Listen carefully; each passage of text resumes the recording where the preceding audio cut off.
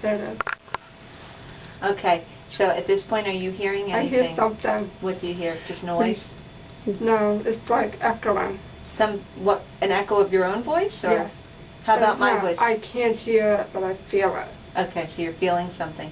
Sometimes you might feel something in your face. Okay. Let me know if you're feeling anything. Okay. Are you hearing anything when I move my mouth? No. Nothing at all? No. Okay.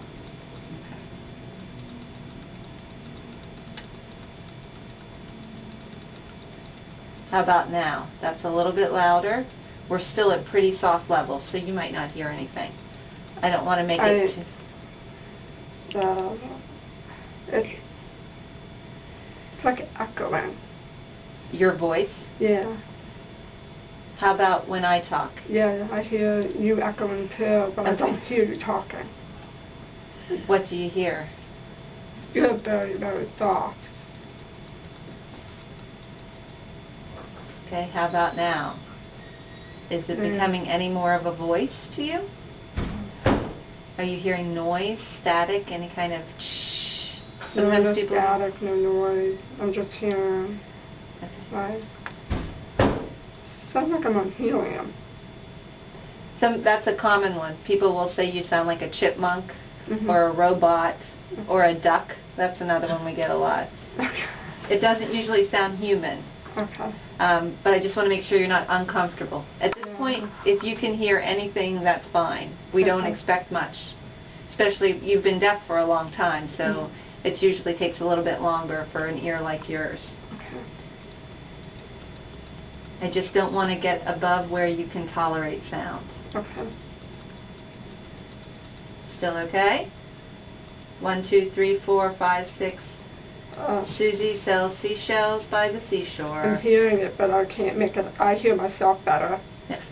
Yeah, you will. Yeah. Oh, this is getting cool. I'm hearing noise, but I just can't make it out. And that's completely normal. Okay. You shouldn't necessarily make anything out today. Sometimes people do. That's what I mean. Sometimes people have, I have to cry. This is so wonderful experience. Sometimes that takes a while before that happens. Okay. So we just have to wait and see. Yeah, I've heard it. I'm sure in the chat rooms. All right, volume-wise, you're still okay? You're not uncomfortable? No, I have no twitching. No. Good. Good. And you're not dizzy? It's not making you feel nauseous or anything? Okay, how about now? It's louder. It's louder. Is that good or bad in terms of the clarity of what's coming from my mouth? Does it make it any more meaningful when it's louder? It's just...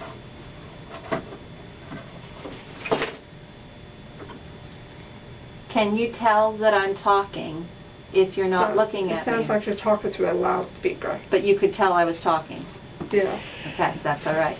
So you could tell I was talking but couldn't tell what I was saying. Right. If you had to judge my volume, would you call me soft, medium, or loud? I'll keep right talking. Now, it's medium. Okay. That's a little bit louder. Does it sound louder to you now? Yeah. And if I talk behind this, does it still sound as muffled? That might be a little too loud.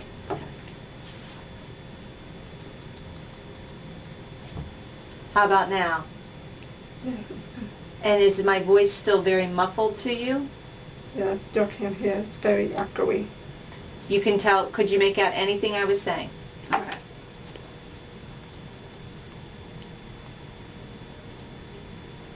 Does it still sound as echoey? I made a little bit of a change. Does No, it sound... not as echoey. Okay, so that sounds better to you? Yeah.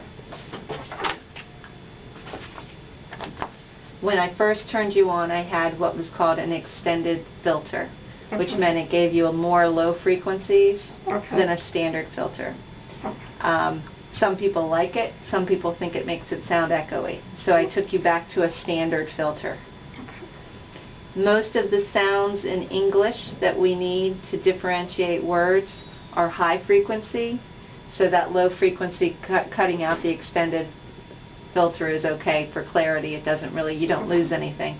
Some people that have worn hearing aids their whole lives really like low frequency information because that's what your hearing aid gives you. So for them, the extended filter sounds really good.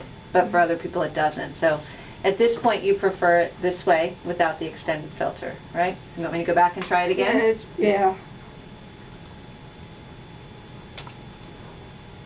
Okay, this is with the low frequencies extended a little bit, so it usually will You sound heavier. A little softer.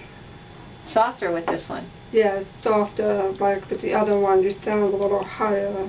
So, does that help the higher? Go back to the... I mean, none of these decisions are set in stone. We can switch these at any point. We're just trying to find what sounds comfortable for you today. Yeah, I like the other one better. The other one with the extended? Yeah. That's what I expected. Okay, so that's what the extended filter is on right now. Now there are different ways to make a map. The one way is they just have you go in and sort of turn on all of the electrodes at once and just make them louder and talk to the person. And that's the quickest way. Then there are ways that you can go in and we can turn them on 4 electrodes at a time. And using just bursts of sound, try and find where it's comfortable to you and sort of set the program that way. And then the third way is with the NRI, which is the test that Michelle did in the operating room, where we stimulate the implant and measure a response from the nerve. And that's how they map babies. That's how they map anyone who can't give them behavioral, can't tell them what they hear. So they can say, okay, this is where the nerve is responding. We're going to set it right around there. So there are 3 different ways to do it. We just did the easiest way, which is just setting it with live voice. I'm going to save this map. Not necessarily going to use it, but we'll save it since we've done it. And then I'm going to go in and do it with the bands. All right? So I'm going to turn you off. All right. I'll see you right now. I still can't make it. I hear myself pretty clearly. You do? Not clearly, but... It sounds more comfortable to you than it did on the other one, your own voice?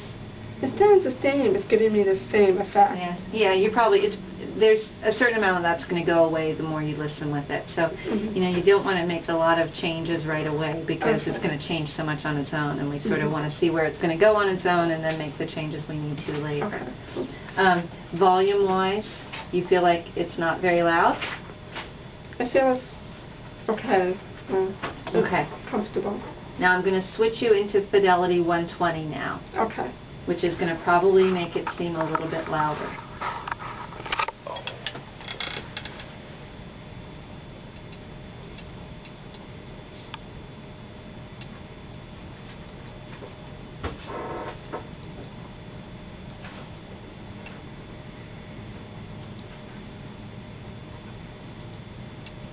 Okay, you're back on. Does that seem a lot? Sounds good. Sounds good now? Yeah. Okay. Well, much better than the other way. Okay, good. All right. How about, so the volume is okay? Yeah, good. Can you tolerate more volume, less? Would you change it at all if you had Will I be control of able it? to adjust it?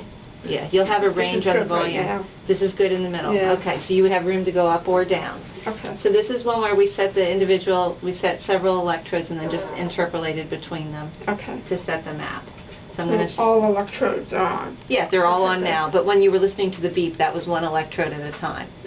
Okay. So, and then we turn them all on at once. These levels are a little bit lower than your other map. Doesn't mean good or bad. Okay. Now I want to do that test that you don't have to do anything. The NRI, the test we did in the operating room. Okay. Now, you may hear beeps, and if it exceeds, if you can't stand how loud it is, tell me to stop. Otherwise, you don't have to do anything. Okay. Okay?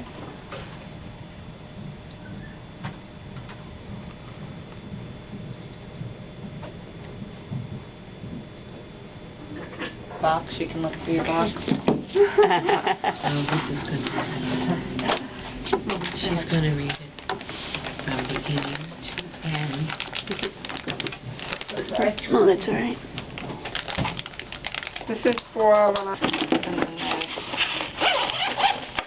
inside there's another case. Okay. Got lots of cases.